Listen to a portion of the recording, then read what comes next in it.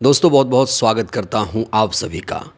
आज चुनाव आयोग ने एक बहुत बड़ी प्रेस कॉन्फ्रेंस की और आज चुनाव आयोग ने तमाम सवालों का विस्तार से जवाब देने की कोशिश भी की। ऐसे ऐसे तर्क दिए जिसे सुनकर आपको हंसी भी आ सकती है। तो दोस्तों आज की हमारी जो वीडियो है बड़ी ज़्यादा दिलचस्प होने जा रही है। चुनाव आयोग ने चूंकि प्रेस कॉन्फ्रेंस की है, कई सारे सवालों के जवाब दिए हैं।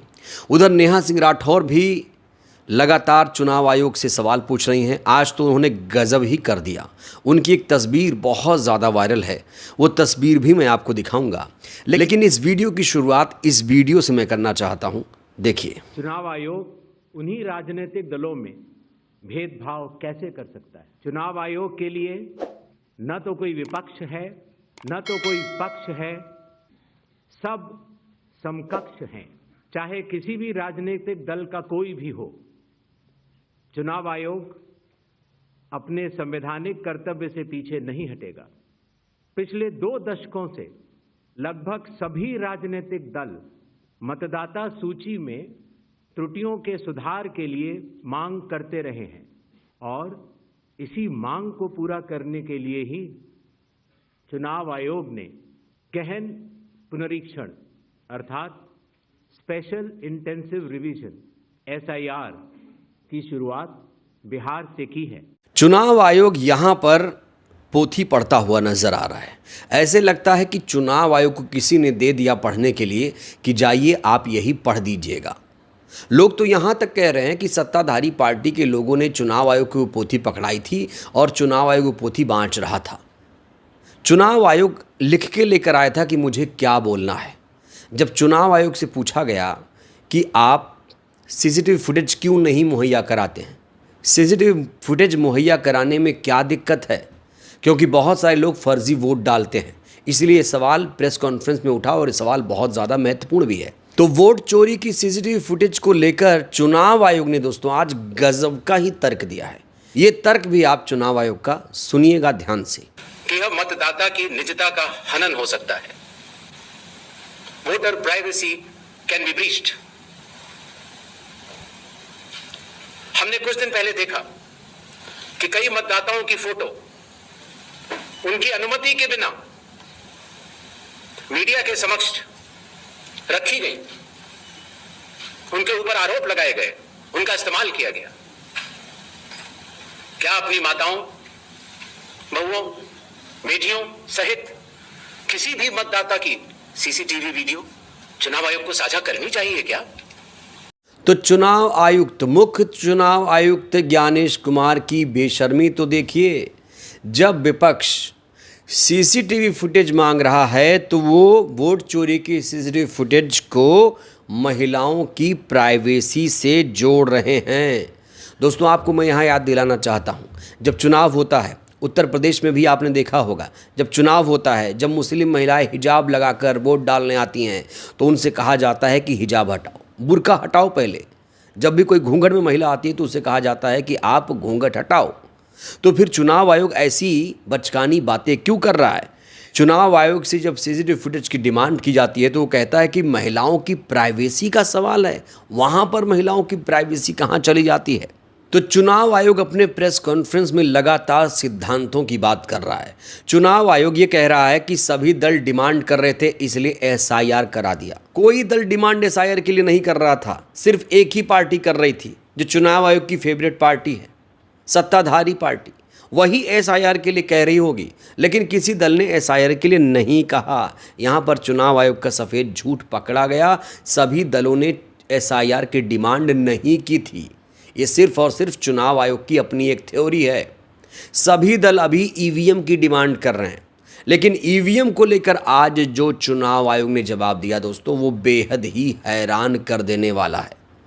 चुनाव आयोग से कहा जा रहा है कि जापान अमेरिका में बैलेट चलता है तो फिर हमारे देश में EVM क्यों चलता है? इस सवाल का जवाब भी चुनाव आयोग ने दिया है और वही रिपीट किया है जो बार बार वो रिपीट करता रहा है। आज की इस महत्वपूर्ण प्रेस कॉन्फ्रेंस में चुनाव आयोग ने जो खास बातें कही है वो मैं आपको बताना चाहता हूं। चुनाव आयोग के लिए न तो कोई विपक्ष है, न तो कोई पक्ष है, सब समकक्ष हैं। चुनाव आयोग ने बड़ा बयान देते हुए कहा है कि चुनाव आयोग के कंधे पर बंदूक रखकर राजनीति हो रही है, वोट चोरी के आरोपों पर ये जवाब दिया है। तो ज्ञानेश कुमार जी, जिनसे देश उम्मीद कर रहा था कि वो ईवीएम को लेकर, वोट चोरी को लेकर कुछ फैसला सुनाएंगे, समस्या के लिए समस्या नहीं बताएंगे, वो कह रहे हैं कि उनके कंधे पर रखकर राजनीति हो रही है। मतलब विपक्षी पार्टियां सब राजनीति कर रही हैं, एक ही पार्टी है जो कोई राजनीति नहीं कर रही है। एक और बड़ी बात चुनाव आयोग ने कही है, कहा है कि ना कोई पक्ष ना कोई विपक्ष, सभी पार्टियां समकक्ष। वोट चोरी के आरोपों पर चुनाव आयोग ने दिया जवाब। वोट चोरी जैसे शब्दों का इस्तेमाल संविधान का अपमान नहीं तो और क्या है। तो अगर आप ये कहेंगे आप लोग कि वोट चोरी हो रही है, ईवीएम में धांधली हो रही है, तो चुनाव आयोग कहेगा ये संविधान का अपमान है। ये कौन सी बात हुई? सवालों का जवाब देना चाहिए चुनाव आयोग को कि वोट चोरी क्यों हो रही है, और लोगों ने 2-2 वोटर आईडी कैसे रखे हैं, एक घर पर 100 से ज़्यादा मतदाता कैसे हैं। तो इन सवालों का जवाब चुनाव आयोग नहीं दे रहा है। और इनफैक्ट ये सवाल आया भी कि एक घर में 100 से ज़्यादा मतदाता कैसे हैं। तो इस पे चुनाव आयोग का तर्क जो था वो बेहद दोस्तों हैरान कर देने वाला है। गजब का तर्क चुनाव आयोग ने दिया है, सुनिए भी आप। लोग जो गांव में रहते थे, जहां पर उनका वोट था, वो शहर में आ गए, उनका वोट गांव में रह गया, और जब वो शहर में आए तो वोट कटवाने की प्रक्रिया की भी अपनी कानूनी जटिलताएं हैं। तो उनका वोट गांव में भी रह गया, शहर में भी हो गया। और आजकल आपको पता है, जैसे जैसे भारत का विकास होता जा रहा है, वैसे वैसे लोग शहर छोड़ के भी दूसरे शहरों में भी जाते हैं। मुझे आशा है कि जितने हमारे मीडिया बंधु हैं वो भी शायद किसी न किसी दूसरे शहर को छोड़ के यहाँ पर आए होंगे। तो जब वो यहाँ रहने लग जाते हैं तो उनका वोट यहाँ भी बन जाता है। तो इस तरह से करते करते एक व्यक्ति के जाने या अनजाने में कई जगह वोट रह गए। तो ये जो तर्क चुनाव आयोग की तरफ से दिए जा रहे हैं, किसी को हजम नहीं हो रहा है। ऐसे लगता है कि चुनाव आयोग को पहले से ही समझा दिया गया था कि जाओ, तुम्हें यही बातें बोलनी है, नहीं तो फंस जाओगे। और जो बातें बोली चुनाव आयोग ने, उसमें खुद ही चुनाव आयोग आज फंस गया, बिल्कुल फंस गया। और जब फंसने लगा तो कहने लगा कि भ्रम फैलाने की कोशिश हो रही है, वोट चोरी कहना संविधान का अपमान है। एक तरफ तो लोकतंत्र की हत्या हो रही है, वोट चोरी से सरकारें बन रही हैं, ईवीएम में धांधली हो रही है, उसे चुनाव आयोग संविधान का अपमान नहीं मानता है। लेकिन अगर आप लोग सवाल पूछ लेंगे, विपक्ष सवाल पूछ लेगा कि एसआईआर प्रक्रिया सही नहीं है, वोट की चोरी हो रही है, कई लोग कई बार वोट डाल रहे हैं, तो इसे फैक्ट को भी चुनाव आयोग उसे गलत बताएगा, मिसलीडिंग बताएगा और कहेगा भाई संविधान का अपमान है। शायद चुनाव आयोग अपनी जिम्मेदारी समझ नहीं पा रहा है।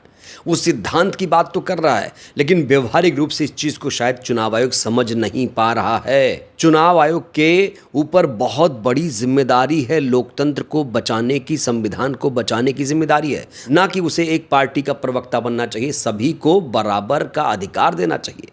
अपने बयान में तो ये कह रहा है कि न पक्ष न विपक्ष, समकक्ष। तो जो पार्टियां डिमांड कर रही हैं ईवीएम बैलेट को लेकर, उस पर तो कम से कम कुछ कहो। और इस प्रेस कॉन्फ्रेंस में भी खास तौर से ईवीएम का मुद्दा उठाया गया।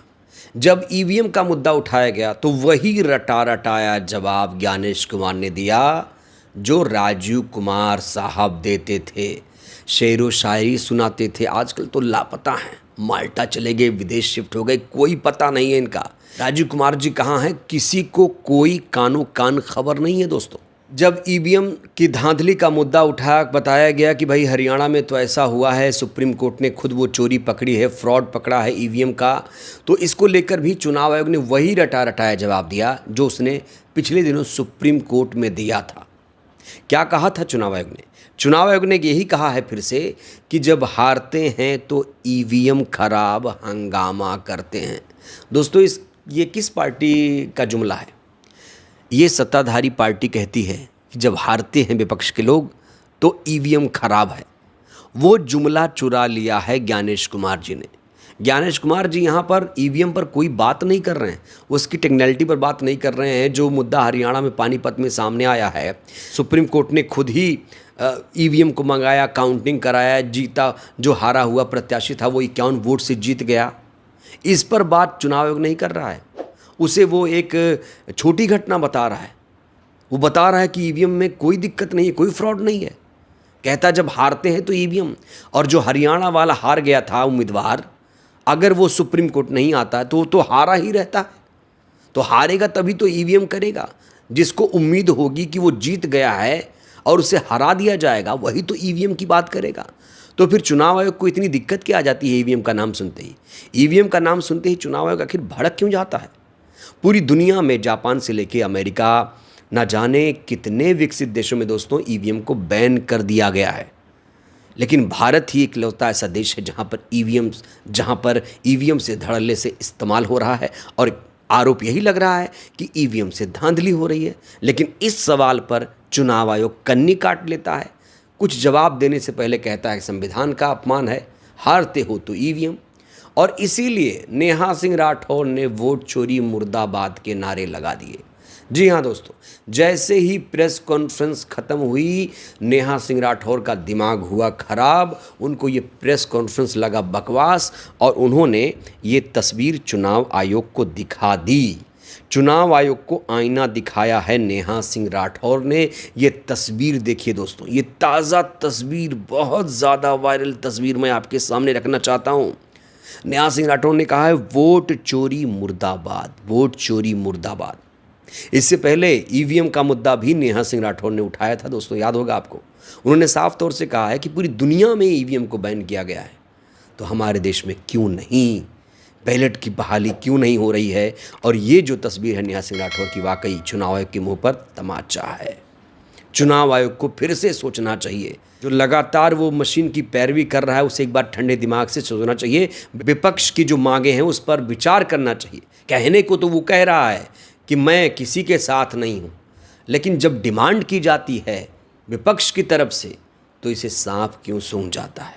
चुनाव आयोग का मुंह मशीन के मुद्दे पर क्यों नहीं खुलता है और क्यों नहीं जनता को जो शक है उनके सवालों का जवाब चुनाव आयोग दे रहा है। ये बहुत बड़ा सवाल है दोस्तों।